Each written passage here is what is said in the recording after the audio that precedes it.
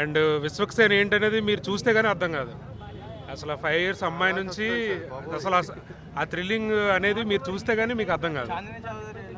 Excellent అసలు movie, అసలు unexpected. మేము అసలు ఫ్యాన్స్ కూడా కాదు, వచ్చాం. కానీ ఆ మూవీ చూస్తుంటే ఏంటంటే అలాంటి డైరెక్షన్స్, అలాంటి డైరెక్టర్ ఎప్పుడు కూడా చూడలేదన్నమాట. మేము యాక్చువల్గా మూవీ ఫీల్డ్ కూడా కాదు, మాది యాక్చువల్గా ఎడ్యుకేషన్ ఫీల్డ్.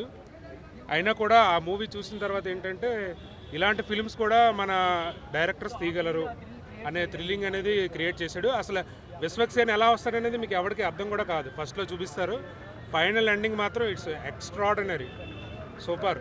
విశ్వకర్ణ మూవీ చూసి వచ్చాము, గావి మూవీ చూసి వచ్చాము.